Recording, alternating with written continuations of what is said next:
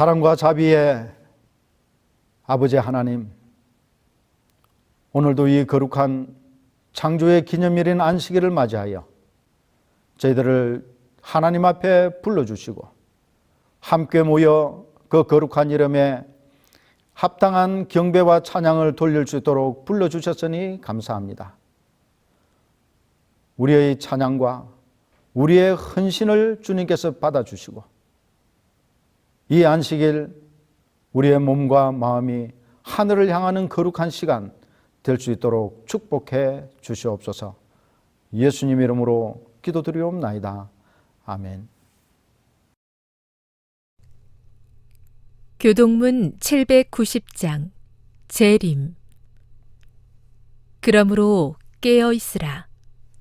어느 날에 너희 주가 임할는지 너희가 알지 못함이니라.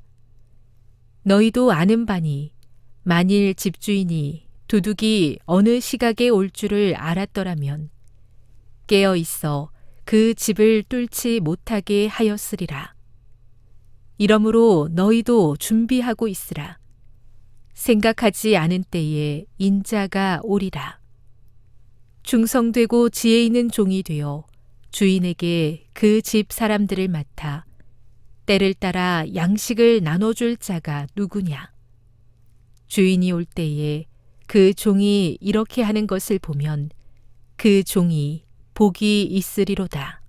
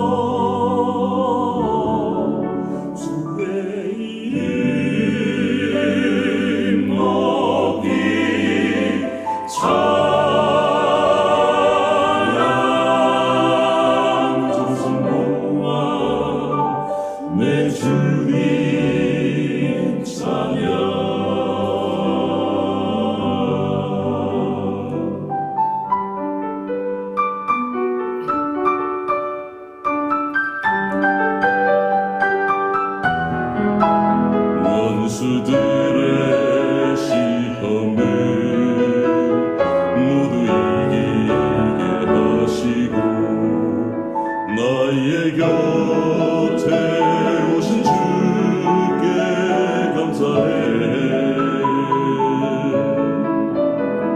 나가시려 나가라 주님 안에 거하려 하네. 주는 산성 내 피난처 됨이라. 주의 이름 높이 찬양. 모든 정성 다하여서 주의 이름 높이 찬양. 정성 모아 내 주님 찬양. 주의 이름 높이 찬양.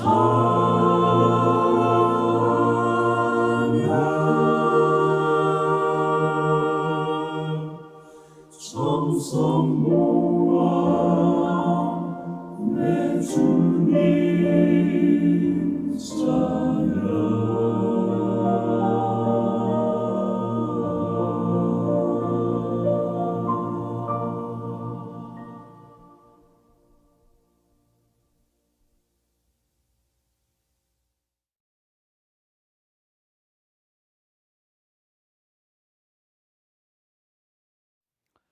재림 성도 여러분, 안녕하십니까?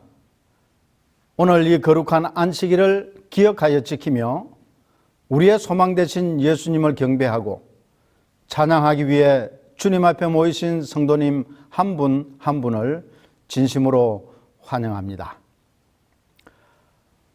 우리가 하루의 일을 끝내고 지나간 하루를 되돌아볼 때 가장 많이 했던 일이 무엇입니까? 먹는 것? 아니면 사람을 만나는 것? 책을 본 것, 아니면 TV를 보는 것, 또 핸드폰으로 게임이나 카톡 하는 것, 아마 우리가 인식하지 못할 때도 많이 있으리라고 생각을 하는데, 우리가 일상에서 가장 많이 하는 것이 어쩌면 기다림일 것이라고 생각합니다. 의식적이건 무의식적이건 하루하루는 기다림의 연속입니다. 예전에 제가 살던 사택에는 화장실이 하나였었습니다. 근데 그 화장실 안에 샤워장이 같이 있었어요. 그래서 아침에 일어나면 제일 먼저 가는 곳이 화장실이어서 시간을 잘 조정해서 가족들 간에 서로 시간이 겹쳐지지 않도록 노력을 하지만은 어떤 때는 기다려야 할 때가 종종 있게 됩니다. 기다려야 합니다. 때로는 멀리 떨어져 살고 있거나 혹은 외국에 사는 자녀들에게서 전화 오기를 기다리고, 회사를 다니시는 분들은 월급날을 기다리고, 외출을 하기 위해서 버스나 전철을 기다리고, 또 어떤 물건을 사기 위해서 슈퍼마켓에서 계산을 하기 위해 카운터 앞에서 기다리고, 식사 시간을 기다리고, 무더운 여름이 속히 지나고 시원한 가을이 오기를 또한 기다리고, 친구들이나 다른 사람들과의 약속 시간을 기다리고, 또 이처럼 오늘과 같이 예배 드리는 날을 기다리고, 그야말로 우리의 삶은 기다림의 연속입니다. 사람에 따라서, 상황에 따라 그 기다림은 매우 다양합니다. 그런데 이런 무수한 기다림 중에 모든 그리스도인의 가장 공통적인 기다림은 무엇일까요? 네, 그것은 바로 예수님의 재림일 것입니다. 예수님의 성천 후에 각 시대마다, 각 세기마다 예수님의 재림을 기다리고 있었습니다. 그리고 오늘날 대부분의 기독교인들과 특별히 제7일 안식일 예수 재림 교인들은 예수님의 재림이 매우 가까웠음을 믿고 기다리고 있습니다. 이 재림에 대한 믿음은 몇 가지의 성경적 근거를 가지고 있습니다. 먼저는 예수님께서 직접 내가 다시 와서라고 하심으로 예수님께서 다시 오실 것을 직접 약속하셨습니다. 그리고 예수님의 성천 장면을 놀라움과 충격 가운데 지켜보고 있던 제자들과 함께 있던 무리들에게 천사가 나타나 이 예수는 하늘로 가심을 본 그대로 오시리라 고 재확인했습니다. 그리고 성경의 마지막 책 요한계시록의 마지막 장에서 모든 계시를 다 마치면서 예수님께서 친히 내가 진실로 속히 오리라고 말씀하셨습니다. 그리고 그 계시를 받았던 사랑스러운 제자 요한은 예수님의 다시 오시겠다고 하는 이 말씀에 대한 화답으로 아멘 주 예수여 오시옵소서라고 화답했습니다. 이처럼 재림교인들은 예수님께서 다시 오시는 재림을 믿고 간절히 기다리면서 동시에 이 예수님의 재림을 기다리며 어떤 삶을 살아야 하는지가 어쩌면 더 중요한 문제일 수 있습니다. 여러분은 보통 무언가를 기다릴 때 이 기다리는 시간을 어떻게 보내고 계십니까? 오래전 이야기입니다마는 제가 예비고사를 치기 위해 그 시험을 치는 고사장으로 갈 때였습니다. 저는 군대에서 대학을 가야 되겠다라는 결심을 하게 되었습니다. 그래서 제대하고 난 뒤에 예비고사 준비를 시작했기 때문에 시간이 넉넉하지 못했습니다. 그래서 이 시험 치러 가는 고사장을 향해 가는 동안에도 공부를 했어요. 저는 입시학원을 다녔었는데 이 대개 예비고사 시험일 한두 달 전에 각 과목마다 선생님들이 핵심 총정리라고 해서 프린트를 해서 아니면 책자를 만들어서 학생들에게 나누어 주었습니다. 그래서 그것으로 그동안 공부했던 것들을 확인도 하고 총정리하는 데 사용했습니다. 그래서 저는 그 책을 가지고 시험관이 들어와서 모든 소지품을 다 가져갈 때까지 그것을 들여다보면서 시험을 준비했었습니다. 얼마 전에 차량의 정기검사를 위해서 차량 검사소에 갔습니다. 접수를 하고 난 다음에 대기실에 들어가니까 다른 많은 분들이 그 안에서 기다리고 있었습니다.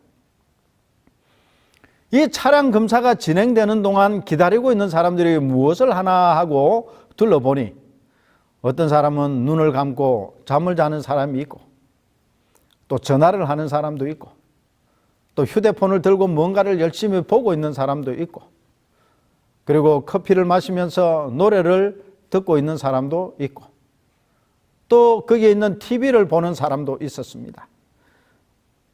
이 기다리는 시간 동안 각자 다른 무언가를 하면서 차량 검사 결과가 나오기까지 기다리는 시간을 보내고 있었습니다. 이처럼 기다리는 동안 하는 일들이 다양한데 재림을 기다리는 우리 재림 교인들은 이 기다림의 시간을 어떻게 보내야 할까요? 오늘날 우리는 과학이 매우 발달한 시대에 살고 있습니다.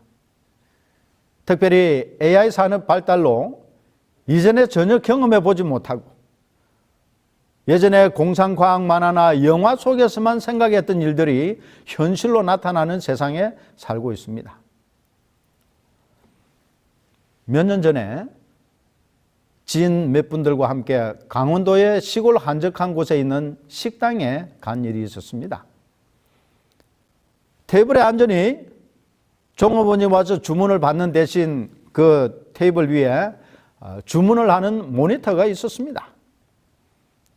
그래서 참 신기하다라고 서로 이야기를 하면서 그 모니터에서 원하는 음식을 골라서 완료라고 하는 아이콘에 터치를 했습니다. 좀 있으니 우리가 주문한 음식을 가져오는데 종업원이 가지고 오는 것이 아니라 로봇이 음식을 가지고 왔습니다. 식당에 서빙 로봇이 있다는 이야기는 들었지만 실제 본 것은 처음이었어요. 그 식당을 나올 때까지 참 신기하고 놀라워서 함께 같이 갔던 분들과 오랫동안 그 로봇에 대한 이야기를 한 적이 있습니다. 여러분, 이 로봇 누가 만들었나요? 과학자들이 설계하고 엔지니어들이 만들었습니다. 그러면 이 발명가나 과학자, 엔지니어들은 어떻게 이런 로봇을 만들 수 있을까요? 비단 이 로봇뿐만 아닙니다. 우리가 일상적으로 사용하는 모든 우리 삶의 주변에 널려져 있는 전자기기들, 가전제품들, 전기자동차, 수소자동차, 이 모든 것을 만든 사람들은 과학자들이나 엔지니어들입니다. 그러면 과연 그들은 어디에서 이런 지식과 기술을 배웠을까요?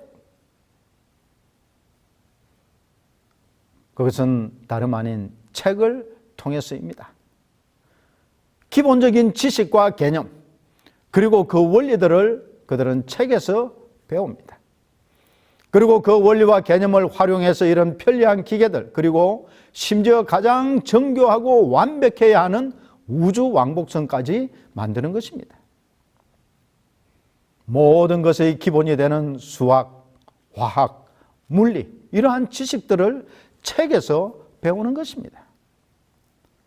밤을 새워가며 공부하고 실험하고 또 실패하기도 하고 좌절을 겪기도 하고 때로는 죽을 고비도 넘겨가면서 다시 공부하고 다시 시작하고 확인하고 또 시도해서 마침내 오늘날 우리가 누리는 편리한 제품들을 만들어낸 것입니다. 그러므로 그들에게 이 기다림의 시간은 단순히 감나무 밑에 누워 내 입에 감이 떨어지기를 기다리는 그런 기다림이 아닙니다. 한 생명이 태어나는 것도 오랜 기다림이 있어야 합니다. 임신에서부터 출산까지 그 긴 기다림의 시간에 이 산모는 태어나는 새 생명을 위해 해야 하는 일이 참 많습니다. 입덧이라고 하는 고통도 있고, 몸이 불편하거나 감기가 걸려도 약을 함부로 먹을 수 없습니다. 먹고 싶은 것도 마음대로 먹지 못해요.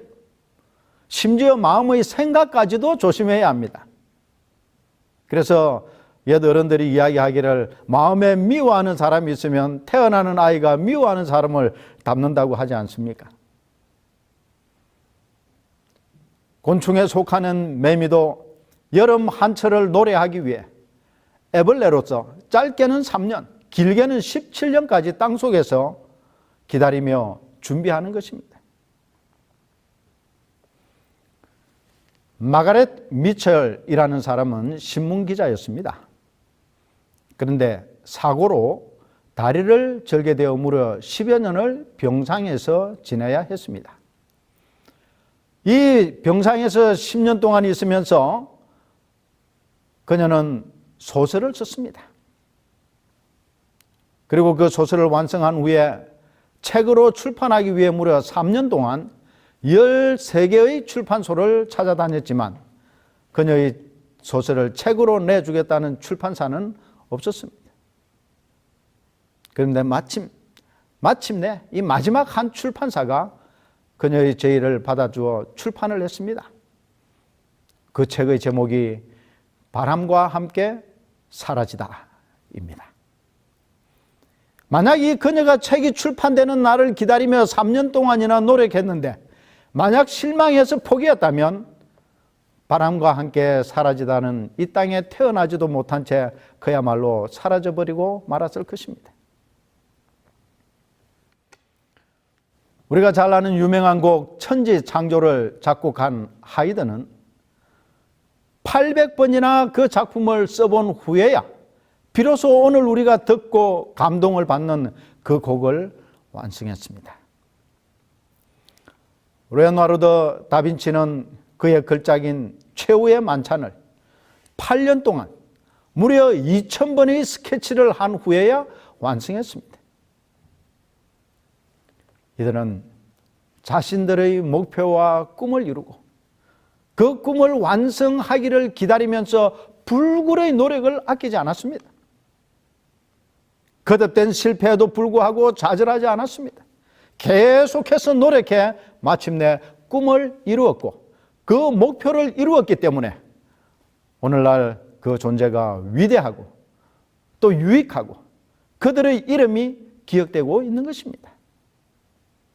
만약에 그들이 그만두었다면, 포기했다면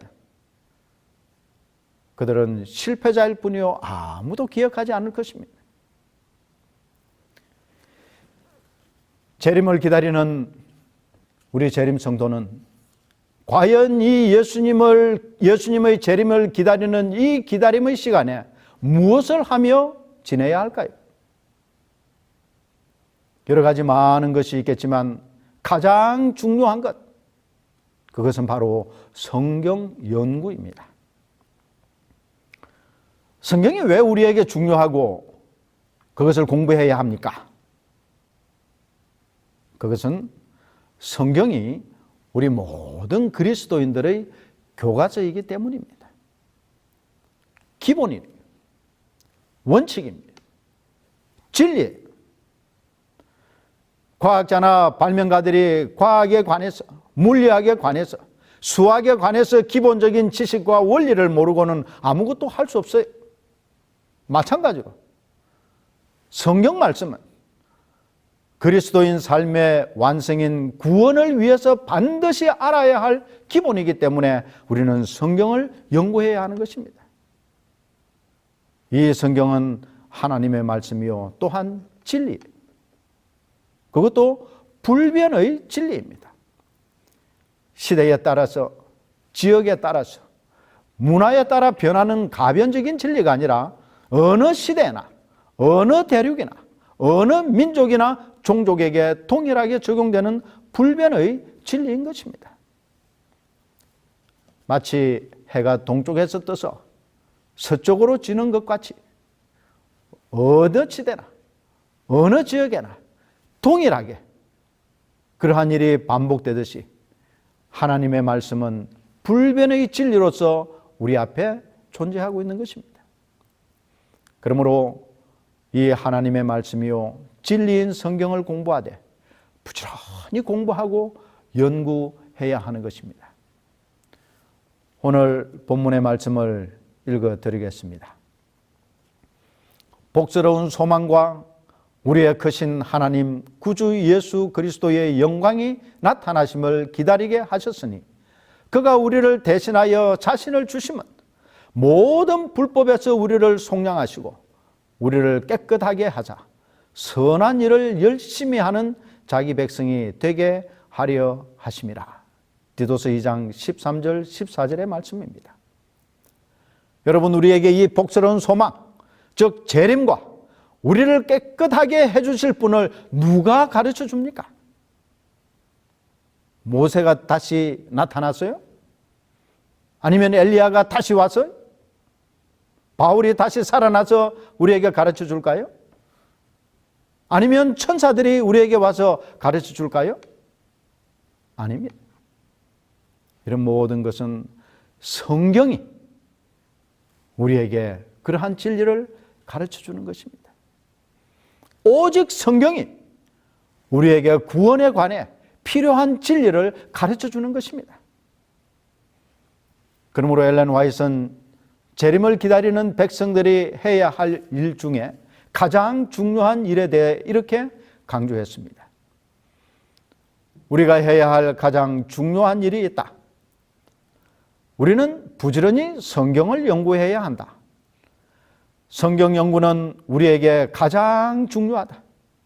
성경은 사람에게 구원에 이르는 지혜를 선사한다라고 영문시조 1889년 6월 24일자에 말씀해 주셨습니다. 여러분, 재림을 기다리는 재림 성도들에게 있어서 가장 중요한 성경 연구를 여러분들은 중요하게 생각하고 그 말씀을 가까이 하고 있습니까? 만약에 그러지 못했다면 그 무지와 무관심과 나태함을 회개하고 새로운 삶을 시작하기로 결심해야 할 것입니다. 다윗은 시편에서 이 하나님의 말씀을 연구하면서 죄의 용서와 하나님의 사랑과 구원의 확신을 가지게 되었으므로 그는 이런 고백과 권면을 우리에게 주고 있습니다. 금, 곧 많은 순금보다 더 사모할 것이며 꿀과 송이꿀보다 더 달도다. 시편 19편 10절의 말씀입니다. 여러분, 우리도 이런 경험을 해보고 싶지 않습니까? 반드시 해야 합니다. 성경을 읽고 공부하면 우리의 정신이 번쩍 들어야 합니다. 누군가는 성경이 세계 3대 수면제 중에 하나라고 하는데 정말 그렇게 되어서는 안 되는 것이에요. 그러면 우리는 어떻게, 얼마나 많이 이 성경을 공부하고 연구해야 할까요? 여러분은 하루에 성경을 연구하고 읽는 시간에 얼마나 보내고 있습니까? 여러분 중에 혹시 아마 이 정도 하면 될 거야 라고 생각하면서 자신 있게 말할 수 있는 분들이 그렇게 많지 않으리라고 생각을 합니다. 그러나 이것은 제가 여러분을 질책하거나 미안하게 생각하라고 질문하는 것이 아니에요. 정말 우리가 하나님의 말씀을 얼마나 공부하고 연구하고 명상하며 보내야 할까요? 여러분, 이것은 시간에 관한 문제가 아닙니다. 얼마나 오랫동안 책상에 앉아서 말씀을 읽거나 공부하거나 쓰거나 하는 것을 말하는 것이 아니에요. 성경 연구는 글자로, 이론이나 신학으로 이해될 때까지 하는 것이 결코 아닙니다. 그 속에 기록된 진리의 말씀이 살아서 나의 삶과 완전히 일치될 때까지 해야 하는 것이 성경 연구예요. 머리에서만 기억되고 작동하는 것이 아니라 마음까지 내려와야 하는 것입니다. 이 말씀이 자연스럽게 나의 삶에서 무의식적으로 실천되어져야 비로소 우리가 성경 말씀을 온전히 안다고 할 수 있는 것입니다. 말씀 속에 나타난 진리가 우리의 삶 속에서 그대로 실천되고 나타내어져야 하는 것입니다. 제가 참 좋아하는 구절이 하나 있는데 그것은 그리스도인은 이방인이 읽는 성경이라는 표현입니다. 여러분, 그리스도인이 아닌 사람이 성경을 읽는 경우는 거의 없다고 보셔야 합니다. 따라서 그들이 예수님에 대해, 재림에 대해, 구원에 대해 알 수 있는 방법이 거의 없어요. 왜? 성경을 읽지 않기 때문에. 그러므로 모든 그리스도인들은 자신의 삶을 통해서 그리스도인이 어떤 사람인지, 예수님을 믿고 따르는 사람의 삶이 얼마나 행복하고 기쁘고 감사한 삶인지를 우리의 삶을 통해 보여줘야 하는 것입니다.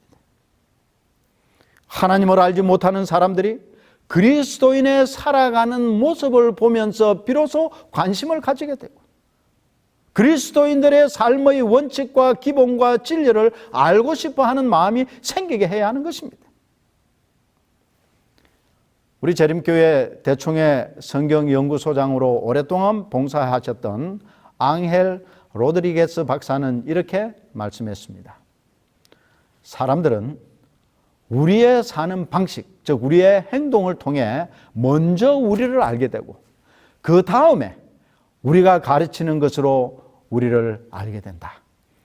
우리가 어떻게 하나님과 다른 사람을 위해 살고 있는지 보여주는 것이 기독교이다. 우리가 어떻게 하나님과 다른 사람들을 위해 살고 있는지 보여주는 것이 기독교이다. 엘렌 화이트 여사도 이렇게 말씀하셨습니다. 순결하고 진실한 그리스도인의 잔잔하고도 은행이 일치하는 삶은 유창한 말보다 더욱 강력한 웅변이 된다. 복음을 위한 가장 강력한 논증은 상냥하고 친절한 그리스도인이다. 치료봉사 470페이지에 있는 말씀이에요. 다시 한번 강조합니다. 복음을 위한 가장 강력한 논증은 상냥하고 친절한 그리스도인이다. 우리가 얼마나 많은 것을 신학적으로 알고 있느냐 하는 것이 아니에요. 그러므로 성경을 연구하고 공부한다는 것은 우리의 지적 영역을 넓히는 것에 국한되지 아니하고 우리의 삶의 모습과 태도와 생활과 언행에 영향을 주어 사람을 변화시키는 데 있는 것입니다. 즉 진리가 그의 삶의 한 부분이 되어 모든 언행과 생각의 기초가 되고 원칙이 되고 진리가 되어야 하는 것입니다. 제가 아는 한 선배 목사님이 계십니다. 그분은 우리나라의 인류대학인 S대학교 공과대학에 재학 중인 수재였습니다. 그런데 이분이 대학 3학년 때 성경을 공부하게 되고 진리를 받아들이고 재림교인이 되셨습니다. 이후에 대학을 졸업하고 대학원까지 마쳤습니다. 그리고 국립대 교수가 되었습니다. 정말 앞길이 탄탄하게 보였습니다. 그런데 계속해서 그의 마음에 나를 따라오너라 하는 베드로와 제자들을 부르신 예수님의 부르심이 계속 들려왔다고 해요. 당연히 고민이 있을 수밖에 없었습니다. 명예와 부가 보장된 이 길을 갈 것인가? 아니면 아무 보장도 약속도 없지만 예수님의 부르심을 따라야 할 것인가? 이 갈림길에서 그 선배님은 하나님의 말씀을 따르기로 선택하고 난 후에 대학 교수직을 포기하는 사표를 내고 삼육대학 신학대학원에서 공부를 하고 목회를 하게 되었습니다. 그리고 미국 앤드류스 대학원에서 신학 박사 학위 공부를 마치고 한국에 돌아오셔서 삼육대학에서 교수로서 학생들에게 하나님의 말씀을 가르치는 사역을 하시다가 몇 년 전에 영예로운 정년 퇴임을 하셨습니다. 사도 바울이 예수님과 진리의 말씀을 알고 난 후 그가 그토록 자랑스럽고 명예롭게 여기고 소중하게 간직했던 것들을 배설물로 여겼다고 고백했습니다. 사람이 바뀐 것이에요. 그와 같이 이 목사님도 예수 그리스도를 통하여 말씀 속에 있는 진리를 통해 그의 삶의 가치와 기준이 바뀌어졌습니다. 그러므로 그의 앞길이 보장되고 명예롭고 자랑스러운 것들이 이제는 더 이상 간직하고 지켜야 할 소중한 보물과 같은 것들이 아니라 배설물로 여긴 것입니다. 우리 교우님들 중에 혹 쓰레기를 버리면서 희생한다고 생각하는 분이 계십니까? 사도 바울이나 그 선배 목사님이나 세상의 소중했던 것들이 예수님을 통해 말씀을 통해 보니 쓰레기와 같은 것임을 알았습니다. 그러므로 과감히 버리고 포기할 수 있었던 것입니다. 전혀 그들은 그 버리는 것을 희생이라고 생각하지 않았습니다. 그 선배 목사님은 말씀을 통해 배우고 깨달은 진리와 지식을 자신의 삶에서 실천하기로 선택하고 부르심에 순종했던 것입니다. 말씀이, 성경의 진리가 그의 생각을 변화시켰습니다. 그의 꿈과 인생의 목표를 바꾸었습니다. 세상을 바라보는 그의 인식을 바꾸어 놓았습니다. 여러분, 우리가 얼마나 말씀을 공부하고 연구해야 할까요? 그 진리가, 그 원칙이 우리의 삶을 온전히 바꿀 때까지입니다. 이것은 시간의 문제가 아닙니다. 지식의 문제도 아니에요. 이것은 우리 삶의 문제인 것입니다. 재림을 기다리는 재림 성도로서 우리가 할 일은 하나님의 말씀인 성경 연구를 통해 그 진리를 경험해야 하는 것입니다. 그런 다음 이 말씀의 원칙, 이 진리가 우리의 삶에 온전히 실천되도록 해야 하는 것입니다. 그러면 우리는 예수님을 가장 많이 닮은 사람이 될 것입니다. 예수님이 준비하신 그 하늘나라에 살기에 가장 적합한 사람으로 변화될 것입니다. 말씀이신 예수님을 통해 이런 변화와 축복이 오늘 이후로 우리의 생활을 통해 나타날 수 있기를 기도합니다. 이 기다림의 때에 하나님의 말씀인 성경을 통하여 그 성경을 연구하고 공부함으로 우리의 삶이 변화되는 놀라운 축복이 임하게 되시기를 간절히 바라면서 오늘 말씀을 줄이겠습니다. 기도하시겠습니다. 사랑과 자비가 많으신 우리 아버지 하나님, 이 세상에 일어나는 여러 가지 일들을 볼 때 정말 예수님께서 이 세상에 오실 때가 심히 가까웠음을 깨닫고 느끼게 됩니다. 아버지 하나님, 이 기다림의 시간에 우리가 해야 할 일이 하나님의 말씀을 연구하고 공부하고 명상하여 그 말씀이 우리의 삶을 변화시킬 수 있는 것이라고 하셨사오니 아버지 하나님, 말씀을 통해 우리가 변화되게 해 주시옵소서. 이 기다림의 순간에, 이 기다림의 시간에 주님을 가장 많이 닮은 사람, 하늘나라에 살기에 적합한 우리의 품성을 개발하는 그러한 시간으로 보낼 수 있도록 우리 모두를 축복해 주시옵소서. 예수님 거룩하신 이름으로 감사하며 간절히 기도드리옵나이다. 아멘.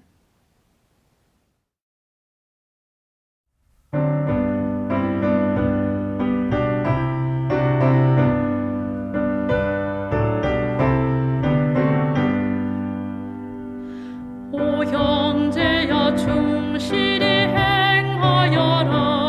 주 곧 다시 오시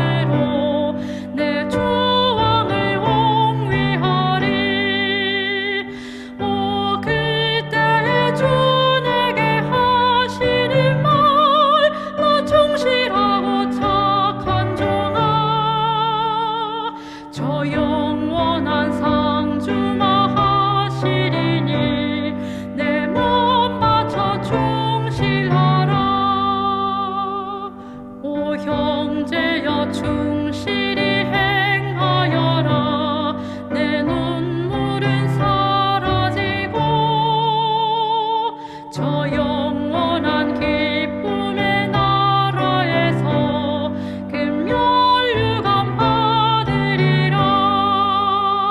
오 형제여 이 약속 진실하니 너 주저 말고 충실하라. 영영 기쁨 불멸의 상이 있으니 내 몸 바쳐 충실하라.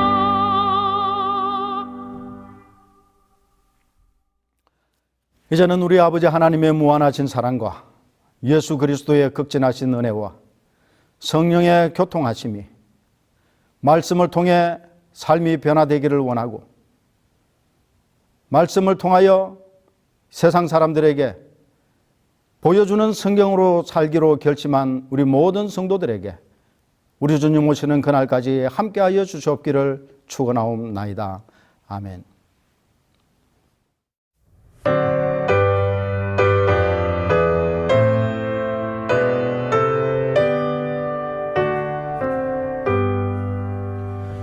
내 주